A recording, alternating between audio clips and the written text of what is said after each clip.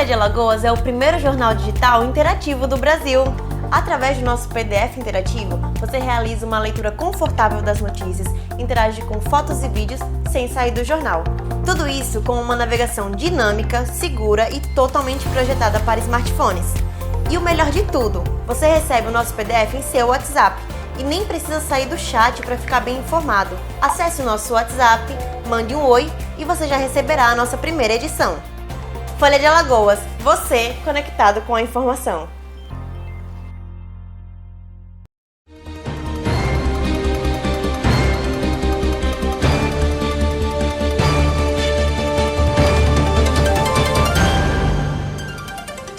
Olá, estamos iniciando o programa Ponte. Eu sou Cícero Filho, tenho comigo aqui na bancada o jornalista João Mozinho. O nosso convidado de hoje é o advogado Gustavo Ferreira e a nossa entrevistada do dia é a Procuradora-Geral do Estado de Alagoas, Sâmia Suruagi. Procuradora, seja bem-vinda ao programa Ponte. Muito obrigada. Queria desejar um bom dia a todos os telespectadores e aos demais participantes. É um prazer enorme estar com você, Cícero Filho. Prazer é nosso, procuradora. A senhora está completando 20 anos, né, como procuradora aqui do Estado. Como avalia agora essa fase mais recente do trabalho da senhora como procuradora do Estado, como procuradora-geral do Estado, né? Como avalia essa atuação da senhora, esse trabalho? Eu diria que nesses 20 anos que eu estou na PGE, a PGE nunca foi tão valorizada. Hoje nós estamos reformando integralmente a nova sede da PGE, basta passar ali na frente, coisa que há 20 anos não existia qualquer reforma, qualquer chuva dessa. Nós perdíamos computadores, perdíamos mesas, mobiliários, os procuradores tinham que sair das salas porque ficavam totalmente inundadas. Hoje a Procuradoria vive uma outra história. Hoje nós temos uma Procuradoria unida, nós não temos grupos, nós temos uma só instituição em que todos atuam conjuntamente em defesa do Estado. A senhora acredita isso a quê, procuradora? Esse trabalho, né, de reconhecimento, né, vamos dizer, de reconstrução da estrutura da Procuradoria, a que a senhora acredita isso? Além do trabalho da senhora e dos procuradores, claro, mas basicamente também em relação a que isso aconteceu. Eu sempre tive uma relação boa com todos os colegas, nunca tive problema na Procuradoria. E uma das coisas que, desde que eu entrei, eu sempre fiz questão de pontuar era que a Procuradoria, antes, ela sempre foi um pouco dividida, principalmente quando tinha a eleição da OAB, eleição de quinto constitucional para o TJ. Eleição partidária. Eleição partidária. E isso foi uma coisa que eu disse desde o início. Eu ainda peguei uma eleição para a Ordem dos Advogados e eu disse, se querem fazer política, vamos fazer, todo mundo é livre, mas fora da instituição. Aqui dentro nós somos todos procuradores. Nós somos todos Estado de Alagoas. Então isso evitou muitos ruídos, isso evitou muito atrito, né? E o meu tratamento com os colegas é um tratamento igualitário. Eu não tenho preferência por A ou por B, né? Eu tenho colegas que foram contra o atual governo e que eu me dou muito bem. Então, não tem... Qual a participação, por falar do atual governo, qual a participação do atual governo, qual a participação da política nesse processo de reestruturação da Procuradoria? Eu diria que a participação do atual governo, do governador Paulo Dantas, no qual eu sou tia, todos sabem, sim, é muito importante. Mês passado, nós fizemos pela primeira vez o Congresso Nacional dos Procuradores Gerais do Estado, no âmbito do Estado de Alagoas. Isso é um evento que nunca aconteceu. E o governador Paulo Dantas fez um jantar para os procuradores, não só para os procuradores gerais, mas para os procuradores coordenadores das setoriais, para o presidente da Associação dos Procuradores. Então, a gente hoje vive um clima de harmonia. E essa harmonia, logicamente, passa também pelo fato do apoio que o governo nos está dando, né? A questão das reformas. Nós recebemos mais de 100 computadores novos, nós recebemos toda a mobília da PGE nova. Então, nós estamos tendo efetivamente condições de trabalho. Vamos. Doutora Sâmia, pontuar um pouco do telespectador em relação ao que é a PGE, como ela funciona, qual as principais atuações junto ao governo do Estado. Pontuar um pouquinho o nosso telespectador em relação à PGE. Muito importante sua pergunta, porque às vezes o telespectador ele confunde procurador de Estado com procurador de Justiça, com procurador da República, né? Tem essa confusão. É bom, né, esclarecer, levar essa informação. Levar essa informação. O procurador do Estado, ele é o advogado do Estado. Ele defende o Estado. Consequentemente, defendendo o Estado, ele defende a coisa pública, ele defende a coletividade. Então, hoje, se nós estamos em um hospital público, é porque houve uma licitação e essa licitação ela foi analisada por um procurador de Estado. Hoje, se nós realizamos um concurso público, é porque teve um edital de um concurso que foi elaborado por um procurador de Estado, elaborado e analisado por um procurador de Estado. Hoje, se nós defendemos, a União entra com alguma ação ou alguém em face do Estado de Alagoas, nós atuamos em defesa do Estado de Alagoas. Hoje nós cobramos impostos, principalmente das grandes empresas, e são esses impostos, consequentemente, que faz com que o Estado faça políticas públicas. Doutor Gustavo, agradecer a sua participação aqui no programa Ponto, uma satisfação, meu professor. Agradeço o João e principalmente a Miriam Sâmia, a oportunidade de revê-la, né? Aliás, professor do Cícero e da Sâmia. Meu né? professor também. Também. Acho que o professor escapou de mim. Todo mundo aqui. E a Sâmia, pegando só um histórico, a Sâmia, além de ter sido meu aluno, é uma amiga, a gente deu aula no cursinho juntos. Perfeito. Né? Perdemos uma grande advogada privada, que era uma advogada na área criminal, muito boa, fez o concurso da Procuradoria. Procuradora Sâmia, aproveitando, né, perguntar para a Miriam, como está a organização do Estado de Alagoas na parte de licitações? Né? Houve a pergunta da judicialização, se tem muitas ações sobre licitações em andamento, e também, pegando gancho, se a Procuradoria já está preparada para a nova lei de licitações, né, que era para ter começado esse ano, o pessoal adiou. Né? Nós estamos preparados, nós já elaboramos todos os editais no site da PGE, já podem ser encontrados, os editais que dizem respeito à utilização da 14133, da nova lei de licitações. Eles estão todos no site, nós criamos no setor de licitações e contratos da PGE um núcleo só de elaboração de minutas e já foram elaboradas, já estão no site. Nós tivemos vários cursos em company com diversos professores, com referência nacional, né, renomados professores, e estamos sim preparados. Até a gente correu tanto para depois para ser adiado, né? Então a gente até disse, não, vamos começar a tocar pela 14133, mas como é uma discricionariedade do gestor, então a gente aguarda o processo vir. Se ele quiser pela 14133, nós fazemos pela 14133. Se for pela 8666, nós também estamos prontos pela 8666. O senhor falou em relação às licitações, a nova lei, como é que o senhor vê essa nova lei e a procuradora também, claro? Eu vejo ela muito positiva. Primeiro fazer uma brincadeira, né? Tem um lado positivo que a gente sai da 866, né? Esse 666 aí do... até a gente reclamava. Mas eu vejo ela como ela moderniza a licitação. Na verdade, a gente tem uma regra de licitação do começo da década de 90. Né? Mais 30 anos, com uma realidade completamente diferente. Então, e olha que a 14133 ela não resolve tudo, mas ela é bem melhor. Bem melhor. A senhora também vê assim, procuradora? Vejo. Na verdade, a 14133 ela pegou o que tinha de bom no pregão eletrônico, pegou o que tinha de bom no regime diferenciado de contratação, no RDC, pegou o que tinha de bom nas decisões dos tribunais e condensou. né? Então, ela pegou o que tinha de mais moderno e condensou, né? E formou o Estatuto Geral das Licitações e Contratos. Então, ela é bem mais evoluída do que a 8666. Logicamente que tem uma ou outra falha, mas eu creio que ela melhorou em 90%.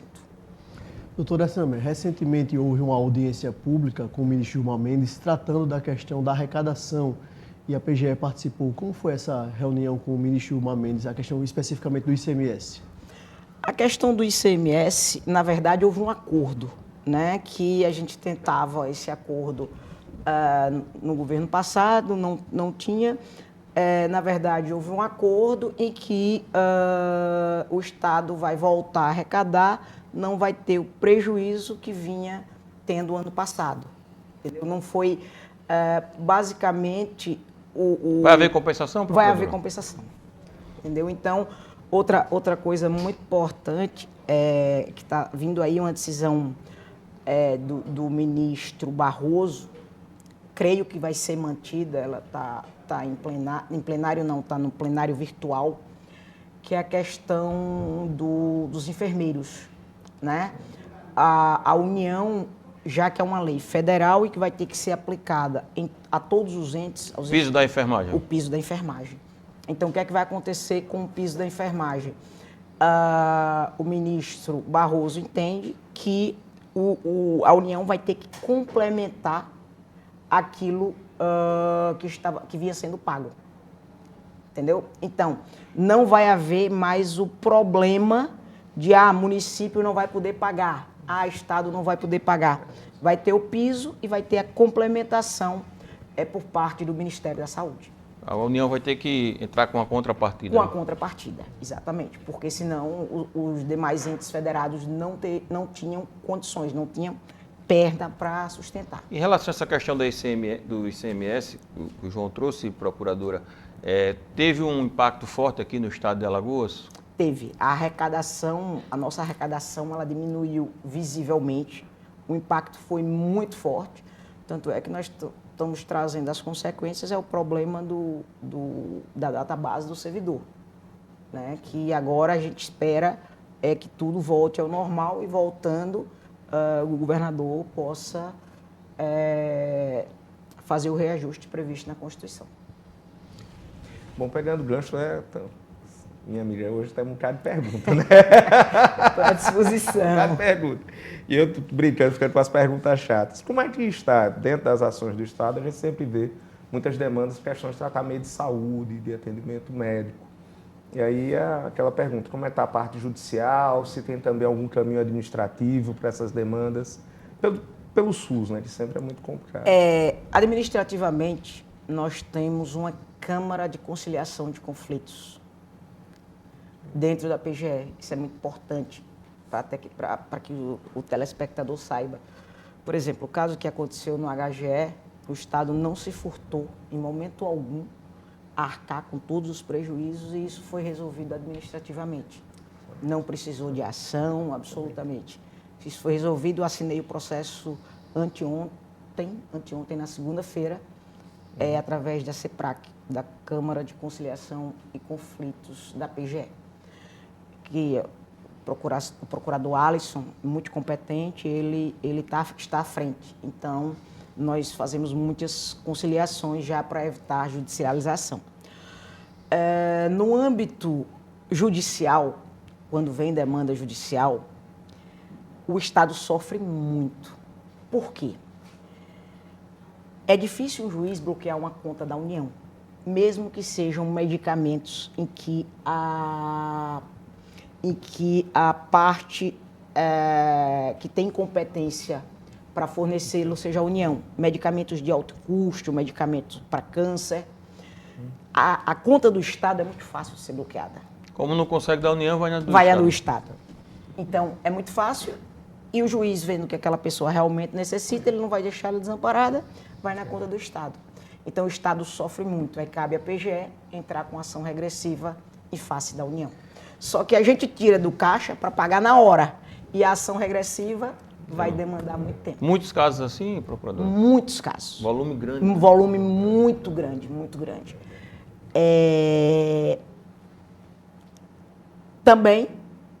Também acontece em face do município de Maceió, está acontecendo demais.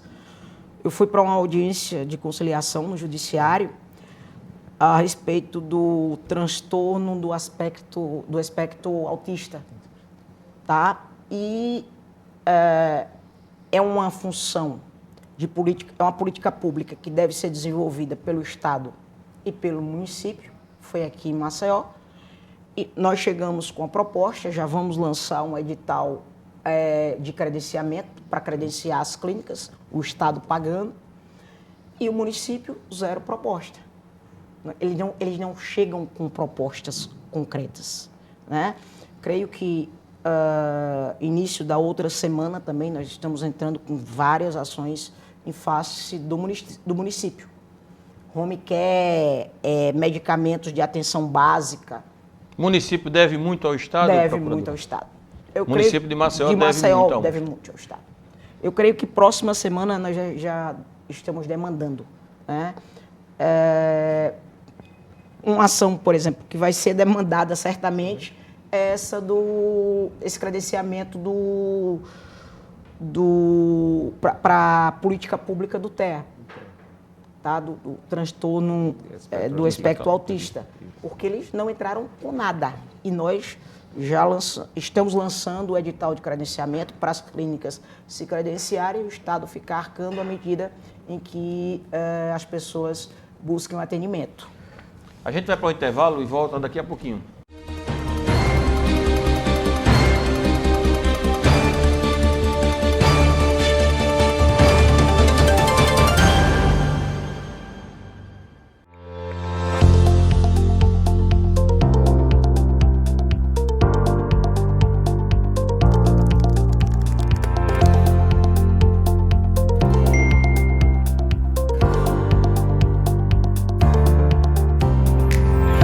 Folha de Alagoas é o primeiro jornal digital interativo do Brasil. Através do nosso PDF interativo, você realiza uma leitura confortável das notícias, interage com fotos e vídeos sem sair do jornal. Tudo isso com uma navegação dinâmica, segura e totalmente projetada para smartphones. E o melhor de tudo, você recebe o nosso PDF em seu WhatsApp e nem precisa sair do chat para ficar bem informado. Acesse o nosso WhatsApp, mande um oi e você já receberá a nossa primeira edição. Folha de Alagoas, você conectado com a informação.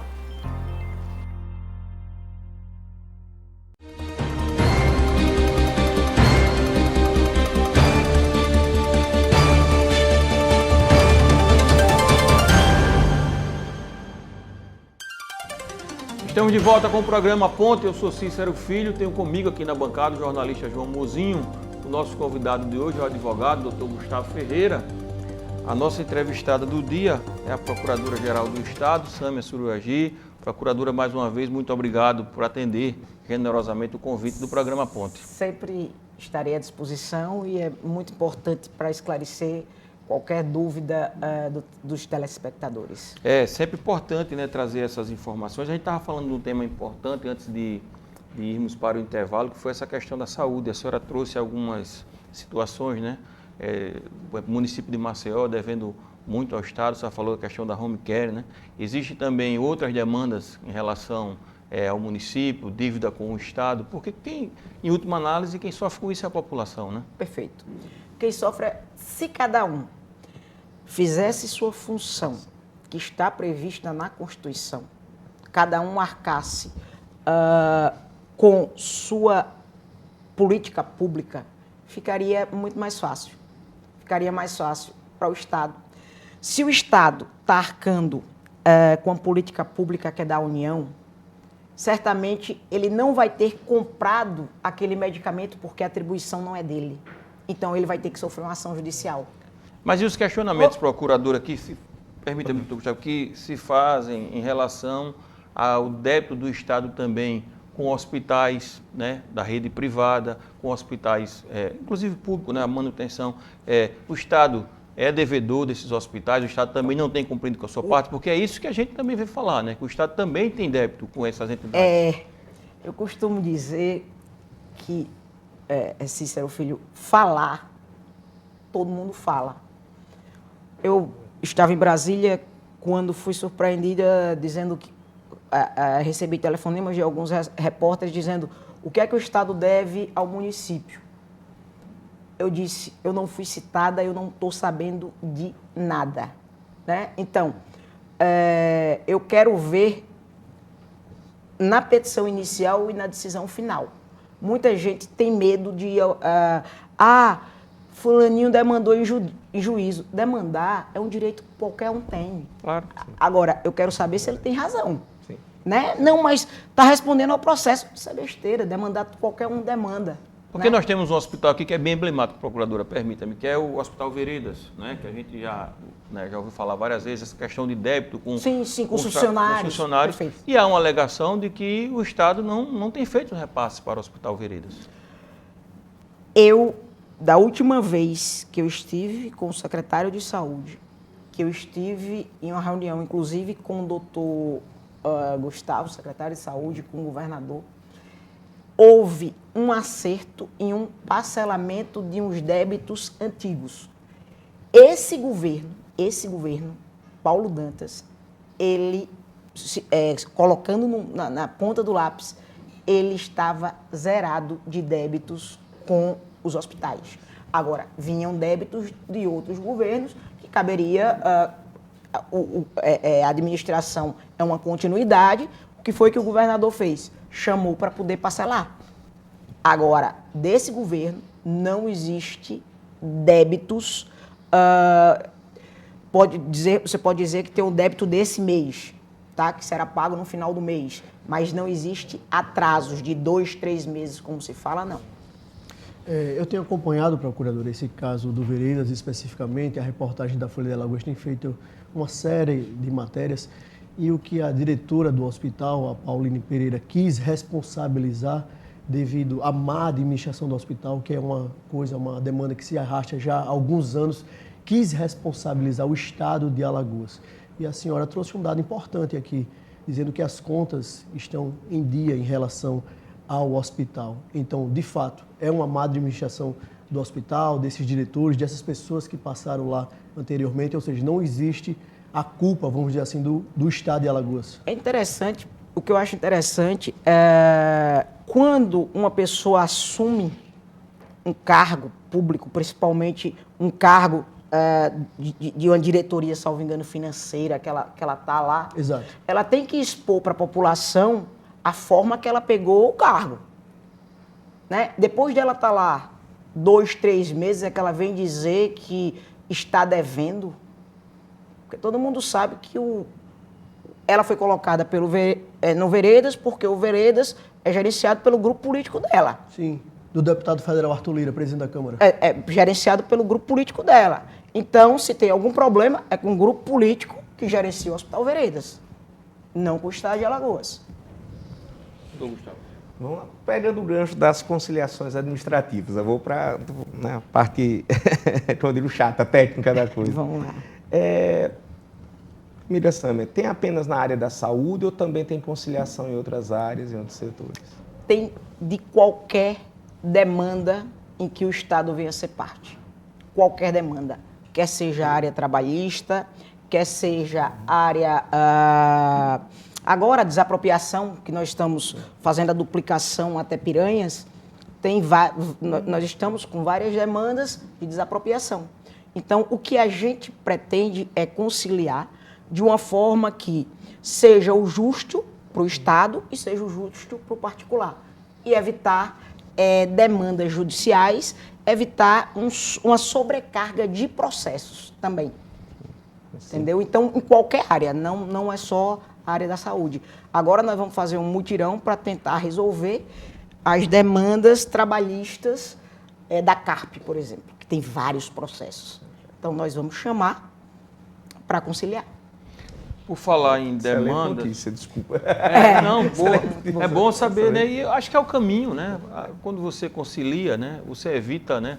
Uma série de transtornos, né? Perfeito. Já que o doutor Gustavo gosta, né, de uma judicialização também, advogado, né? Não, mas eu sigo aquela política, é melhor um mau acordo que uma boa demanda, viu? Mas os nossos acordos sempre são justos. São sempre bons. Mas e falando em demanda, em problemática, procuradora, como é que está a atuação da Procuradoria em relação ao caso Braskem, né? O Braskem, o Estado tem dito, tem apontado que deve um valor bilionário, né, ao Estado por todo o transtorno causado, né, em face da extração mineral ali, né, enfim. Além de tudo, né, de toda a problemática que envolve ali 5 bairros, enfim, milhares de pessoas, como é que está essa questão em relação ao Estado? O que é que a Procuradoria tem feito? Esse crédito realmente é devido? Enfim. Nós demoramos a entrar com ação porque nós não somos irresponsáveis em entrar com ação chutando valores. Ali é uma situação, eu acho que única, um evento único no mundo daquela dimensão. O maior desastre urbano, eu acho, em andamento do mundo. Nós contratamos uma equipe técnica através da Secretaria da Fazenda, na época o então secretário Jorge Santoro. A equipe técnica veio para Maceió, fizeram vários e vários estudos e nós recebemos os estudos final de 2022. Início de 2023, nós movemos a ação, que tem a parte líquida, ou seja, os imóveis do CEPA, por exemplo, Portugal Ramalho, por exemplo, que a gente já sabe quanto vale, e a parte que precisa de uma liquidação. Por exemplo, o ICMS que o Estado deixou de receber, essa outra parte. Então, nós recebemos uma liminar bloqueando as contas da Braskem quanto à parte incontroversa, que seria a parte dos imóveis, basicamente, e a parte controversa iria para o debate até o final do processo. Foi suspensa a decisão pelo presidente do TJ e agora nós agravamos. Então, nós estamos aguardando o nosso agravo no judiciário. Cálculo complexo, né, procuradora do Gustavo João? Eu fico imaginando, né? Você conseguir, né, dimensionar. Realmente qual é o tamanho do prejuízo, né? Porque você tem danos ali que, assim, muito difícil ser mensurado. Muito difícil. É uma coisa que não é da noite para o dia, né? Aí, porque a Procuradoria não entrou com ação ainda. Não adianta a gente entrar com ação. Doutor Gustavo é um excelente advogado. Não adianta jogar para a galera, jogar, né? Só para mostrar, só para ir para o Instagram, para dizer que eu entrei ou que eu fiz um acordo de uma ação que vale 8 bilhões, você faz um acordo por 1 bilhão. Isso é uma irresponsabilidade, é uma inconsequência terrível. Né? Então, a gente preferiu estudar, procurar saber através de laudos técnicos, até para subsidiar o Poder Judiciário. Então, hoje, a situação... Qual é o débito hoje da Braskem para com o Estado? É mais ou menos o que eu falei. Tem o débito, já que você... O que está líquido líquido está na faixa de 2 bilhões de imóveis. Tá? Isso envolve o CEPA, procurador? O CEPA, sim. Então o CEPA vai deixar de... O CEPA vai deixar de ser CEPA. É um absurdo. O CEPA, que é uma coisa histórica no âmbito... Sentir agora, inclusive. O CEPA vai deixar de ser CEPA. O CEPA a gente está procurando um complexo em outro local que só vai ter próximo... só vai ter em locais mais distantes devido à área, que é muito grande. Né? Aí você pergunta, e os alunos que estudavam ali próximo? Que saíram dali e vão para outro local? Porque tudo é uma cultura. Você nasce, você vai morar... cresce, vai morar em um determinado bairro, que vai pegar uma escola próxima. Imagine o tumulto que está na Secretaria de Educação para localizar onde cada aluno que saiu dali está morando, para colocar ele numa escola próxima, para não haver evasão escolar. É bem complexo. O prejuízo ali em relação ao CEPA, nesse tema ainda que eu acho muito importante, é algo assim incrível, porque a localização do CEPA, além de ser uma área, né, nobre, grande, uma área nobre. Você tem ali, na Fernando de Lima, acessível aos alunos, tanto ali da capital, como os alunos que vêm do interior também, né? Perfeito. Ou seja, encontrar uma área agora que atenda, que corresponda ao que era ali, bem difícil, né? Então é um prejuízo. Prejuízo tremendo. Hoje a gente não sabe onde colocar o CEPA. porque aqui na grande proximidade não tem terreno desse tamanho. Então tem que ir lá para cima, ou perto de Rio Largo, ou para outra saída lá de Marechal. As perspectivas são essas, porque não tem terreno com essa dimensão. E não há como ficar o CEPA ali. Não, O tecnicamente. IZP, procuradora, também. Aquela área todinha, ela tá... Nem a área mais próxima da Fernando de Lima não tem uma linha de corte e dizer dá para aproveitar uma parte, não? Não. Ali vai ser todos eles serão removidos. Sem falar do Portugal Ramalho, né? Que a gente está tentando entrar em acordo com eles, pelo menos do Portugal Ramalho, e eles empurram com a barriga. E, procuradora, como a Braskem tem se manifestado diante dessas ações? Como ela tem se comportado? Ela não tem se comportado, ela tem se comportado como quem não quer pagar. Quer dar um calote? Quem quer pagar faz um acordo. Quem quer pagar chama para uma conversa. Não há diálogo com a empresa? Não há diálogo com a empresa. Já me ligaram, vamos sentar, sou da Braskem, vamos marcar reunião. Estou em São Paulo, para a semana eu ligo. Aí não vem. Na outra semana eu ligo, aí não vem. Pelo que a senhora está dizendo, estão fugindo, é isso? Estão fugindo. Infelizmente, é uma situação que só vai ser resolvida no judiciário. Sobre a questão, procuradora... E da venda também, né? O grande medo nosso é a venda da Braskem. Exato, era esse ponto que eu queria tocar, que o senador Renan Calheiros fez um pronunciamento importante em Brasília, tocando nesse assunto, dizendo a preocupação do Estado de Alagoas na venda da empresa, no possível calote. Por isso que o magistrado, ele liminarmente, ele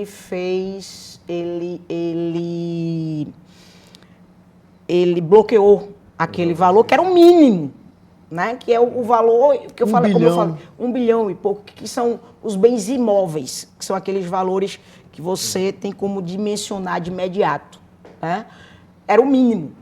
Por isso que a gente pediu, justamente porque sobre que é a tendência que seja vendido para aquele grupo daqueles irmãos...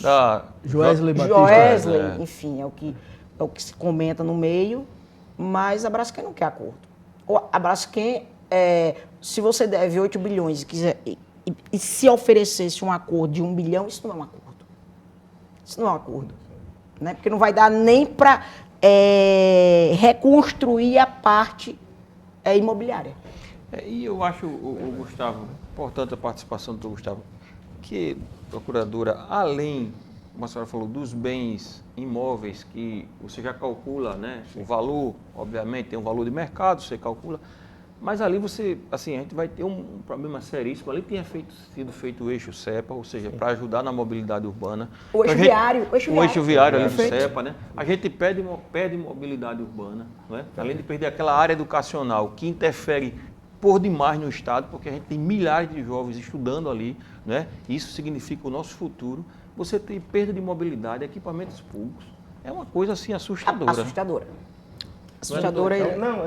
Eu fiquei quieto, porque assim, o projeto do CEPA foi um projeto, aí tem até um vínculo familiar do meu tio, quando ele foi secretário de Educação, José de Melo Gomes. Então foi ele que implantou o CEPA, tem mais de 60 anos isso. Então a gente vê um projeto inovador em termos de educação. Inovador demais, o CEPA é uma coisa fantástica. Logo quando foi criado, foi uma propaganda do Estado de Alagoas para, né, o mundo, não foi só em âmbito nacional. 60 anos, Gustavo. Tem. Imagina, há 60 anos você fazer um complexo daquele educacional, né? Que coisa Que avançada, coisa avançada. né? Exato. Que coisa avançada. Extremamente avançado. E aí você ter isso tudo, vai fazer 60 anos, são 50 e quebrados. E você tudo isso sendo desfeito por, com todo respeito e responsabilidade. Irresponsabilidade. As escolas do CEPA, elas estavam todas reformadas, não sei se... Sim, recentemente recente. reformadas. Os processos passaram pela PGE. A piscina do CEPA é uma piscina olímpica. É uma piscina olímpica. Ginásio. Eu joguei handebol a minha vida toda ali naquele ginásio. Jogava bem, procuradora? Já peguei seleção brasileira. E foi? Então jogava bem. Não, Sam jogava bem, uai. Mas agora, diante dessa notícia, não tá mais. Jogava handebol no CEPA. Procurador, mudando um pouquinho de assunto, Pois não. falando da questão um pouco política, o ministro Flávio Dino esteve recentemente aqui em Alagoas, você esteve com ele. Qual a sua percepção em relação ao ministro, a sua atuação e aqui em Alagoas? Eu acho o ministro Flávio Dino uma sumidade. Não sei se os senhores devem saber, né, que ele era juiz federal. Isso. Foi 12 anos, né, 12 juiz anos federal. juiz federal. Foi o 01, inclusive, no concurso. No concurso, ele é muito bom, né? E a percepção que eu tive a oportunidade de tomar café da manhã com ele, e que ele está para ajudar o Estado, né? Principalmente os estados do Nordeste. Foi a percepção que eu tive, ele está de portas abertas, além da receptividade dele para com os nordestinos, especialmente os alagoanos, é muito bom você ter um contato com um ministro que tem conhecimento. Preparado, né? Preparado. É muito bom você conversar com pessoas que intelectualmente sabem o que está fazendo. E o ministro Flávio Dino, ele é um... Eu tive no evento, né, na vinda dele aqui, do Pronace, né? Do Pronace 2, na verdade, eu fui até agradecê-lo, porque nós o entrevistamos por 2 vezes, né, Romuzinho? Mas o entrevistamos, à época, numa rádio, né? E aí por telefone, né? E aí ele, muito gentil, falava conosco, à época, governador do Maranhão, mas não nos tínhamos, assim, nos encontrado, não foi uma coisa presencial. E também na candidatura de 2020, quando eu fui candidato a prefeito aqui em Maceió, ele gravou um vídeo de apoio à minha candidatura. Eu não o conhecia pessoalmente, apesar da gente ter essa relação, nos falado várias vezes, ele gravado o vídeo para mim. Aí eu fui mais tendo essa intenção de agradecer, né? Porque eu acho que a gente tem que, né? A gente tem que ter reconhecimento, né? E o ministro Flávio Dino, nem que ele precise disso, né? Que é uma grande figura política, jurídica, um gestor como governador. Mas aí, quando nós nos encontramos, eu disse a ele, quando eu sou Cícero Filho, disse, poxa, rapaz, a gente se falava tanto, eu não vi, que prazer conhecer você, achei ela figuraça, uma figura. Eu achei, assim, bacana. A minha admiração com o contato pessoal ainda aumentou. E ele tem exercido um papel muito importante, eu acho, né, como ministro, né, irmão? Porque ele tem sido firme nas colocações, né? Ele tem sido alvo, inclusive, da tentativa, né, de um achincalhamento no Congresso. E ele está firme lá. Mais de 300 convocações para ele, ou seja, uma ala da oposição tenta convocá-lo para ver se cria um mal-estar para ele. Só que toda vez quando ele vai, né, termina sendo pior para quem foi com a intenção. Convoca, Então fica uma dica para vocês, não convoquem não, Flávio Dino, se for para tentar achincalhar é pior. Sem falar que no início do governo, os atos antidemocráticos, no 8 de janeiro, ele com uma postura muito firme, enfim, resguardou a questão da democracia. Foi. Ele resguardou e ele, de imediato, já sugeriu a intervenção. Não sei se a senhora ouviu o procurador Gustavo, ele relata, num programa, ele relatando para os jornalistas, como ele fez, ele disse a importância da tecnologia.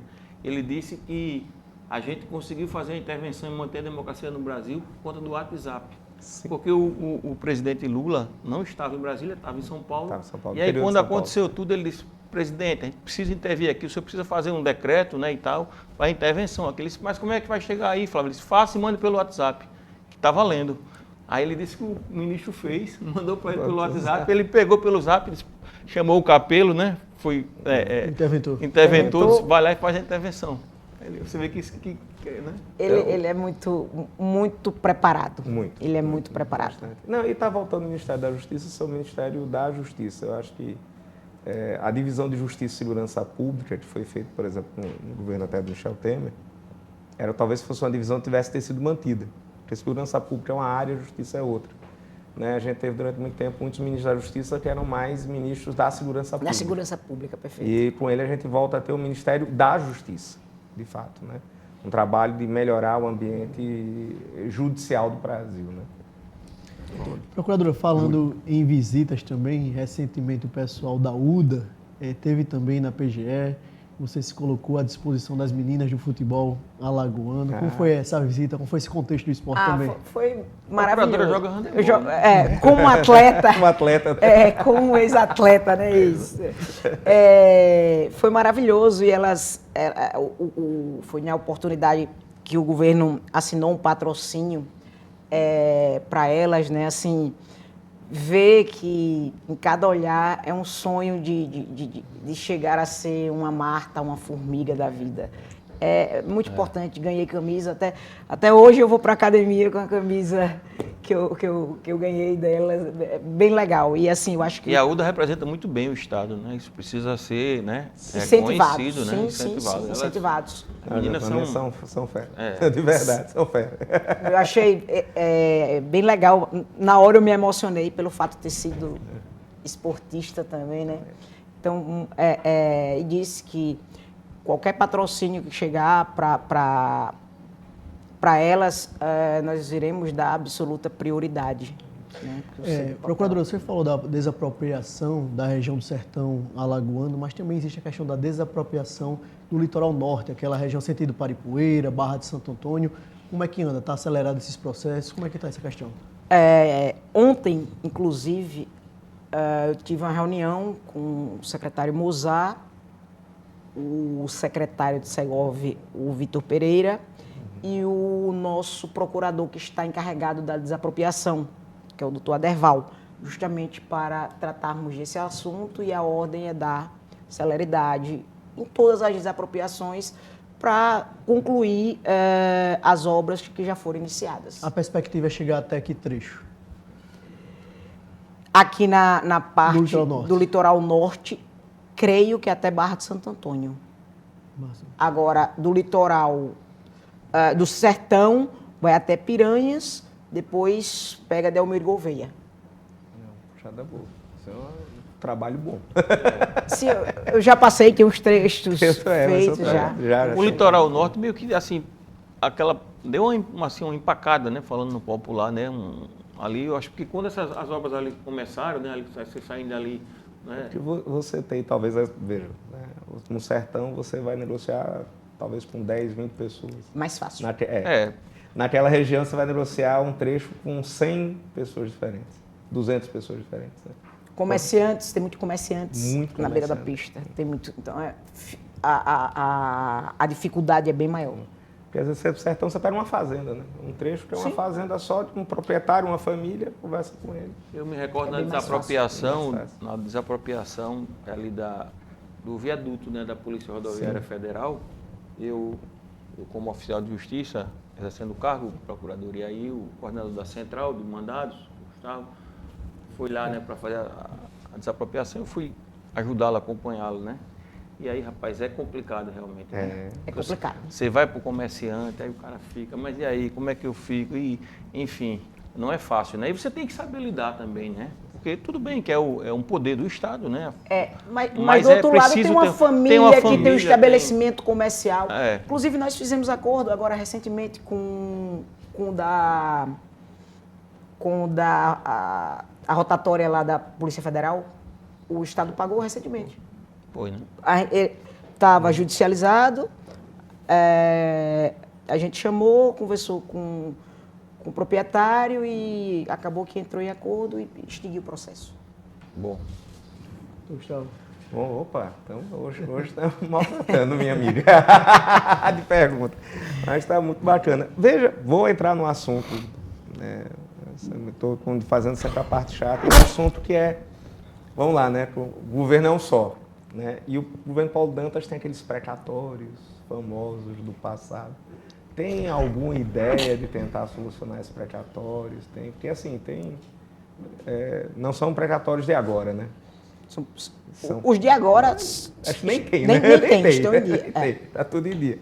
Mas esses mais antigos, tem alguma previsão? Na verdade, está havendo uma negociação com as empresas e as empresas estão comprando e havendo a dedução do ICMS, né? Excelente. Então, a pergunta, porque é um assunto, lá no escritório, eu pergunto que muita cavalaria. Muito interessa também. Não, interessante. Lá no escritório a gente não pede a precatório justamente por isso, porque sempre demora muito e aí o pessoal, a gente só, quando é um caso muito, muito próximo mesmo. Mas é uma pergunta que eu sei que metade da classe está aqui olhando. E de servidores mais antigos, em especial, estão acompanhando. Procuradora, naturalmente, sei que a senhora não é governadora do Estado, claro, mas por ser procuradora-geral, né, acompanha isso naturalmente. Essa questão do aumento dos servidores, a senhora tem vista? Essa semana, o governador Paulo Dantas conversou com os servidores, chamou no Palácio, conversou. Ele ele quer dar o aumento, disse que vai dar o aumento. Agora, ele precisa de um ok da parte técnica, CEPLAG e Cefaz, por causa da lei de responsabilidade fiscal. Então, é muito simples. Você, gestor, tendo dinheiro, você vai querer que a categoria vá fazer greve na sua porta ou você vai querer dar um reajuste? É óbvio que ele quer dar o reajuste. Tanto é que ele chamou para conversar e foi muito claro. Agora, tem que dar com responsabilidade. Não adianta dar o reajuste agora e daqui a 2 meses ficar sem pagar a folha em dia. Então, a gente tem que dar com responsabilidade. Como vai melhorar a questão do ICMS, essa coisa toda que o Estado perdeu muito ano passado e início desse ano, eu creio que daqui para o final do ano tudo se normalize. É uma expectativa grande, né, dos servidores e é natural que haja, não é? Sim, perfeito. É uma forma de você não ver o seu salário ser, né, corroído, né, pela inflação. Pela inflação, né? perfeito. E quando você faz a reposição, na verdade, você tenta ali manter o poder de compra, né? Se não tiver ganho real, nem... Na verdade, não aumenta nada, Não aumenta né? nada, você só Na verdade, repõe, não aumenta né? nada, exatamente. João. Procuradora, uma pauta que é sempre polêmica, não sei como o Estado observa essa questão, uma guerra jurídica de quem pertence ao aeroporto de Rio Largo, Maceió, a Procuradoria, enfim, como a gente diz, a senhora não é governadora, mas como observa de longe essa briga histórica entre esses municípios, do ponto de vista jurídico? Depois eu vi o professor Gustavo também sobre essa questão. Eu conversei com o presidente do Iteral. Aí ele falou que passa uma linha, mais ou menos no meio do aeroporto, no meio, para Rio Largo e a outra para Maceió. Então, na verdade, pelo que ele falou, eu não tenho um conhecimento profundo, eu só em uma conversa. O meio do aeroporto pertence a uma cidade e o outro pertence a outra. Então, vai ser um imbróglio, porque não tem como dividir. Ou vai pertencer a uma ou vai pertencer a outra. Mas, pelo que eu sei, é uma linha que fica no meio mesmo do aeroporto. Não é de um lado nem do outro. O nosso O senhor colega... tem ido pegar voo lá em Maceió e Rio Largo? Fica no meio do caminho. Nosso colega Marcelo Malta, né, quando era vice-prefeito de Satuba, ele dizia que devia ser declarado empate entre Rio Largo e Maceió e Satuba receber o dinheiro, né? E ajudaria. Mas também a informação que a gente recebeu é justamente essa, que passa no meio. Então, teria que ser uma decisão salomônica. Né? E aí envolve também questões políticas, né? Enfim. O que a gente espera é que quem ganhe com isso seja a população, né? Que a gente tenha um aeroporto cada vez melhor, que atenda a população local, que atenda aos turistas, né? Maceió como uma cidade turística importante, precisa ter esses equipamentos, né? Funcionando bem, né? Perfeito. Fugindo dessas polêmicas. Procuradora, chegamos ao nosso tempo. Quero aqui agradecer a sua participação, a gentileza de nos atender o convite e que a gente possa estar aqui em outras oportunidades. Obrigado.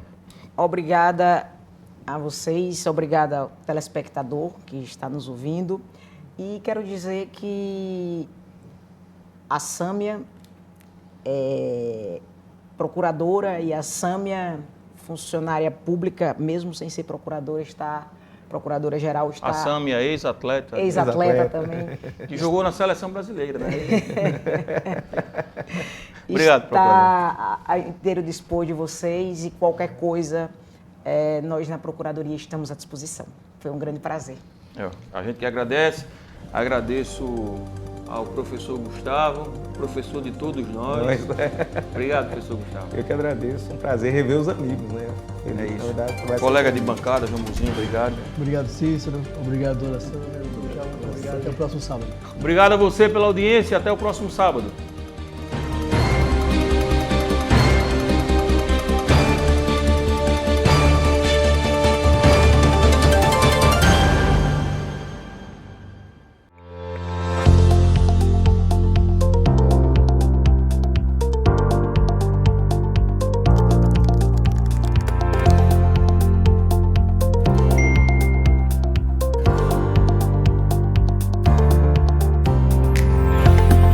Alagoas é o primeiro jornal digital interativo do Brasil. Através do nosso PDF interativo, você realiza uma leitura confortável das notícias, interage com fotos e vídeos sem sair do jornal. Tudo isso com uma navegação dinâmica, segura e totalmente projetada para smartphones. E o melhor de tudo, você recebe o nosso PDF em seu WhatsApp e nem precisa sair do chat para ficar bem informado. Acesse o nosso WhatsApp, mande um oi e você já receberá a nossa primeira edição. Folha de Alagoas, você conectado com a informação.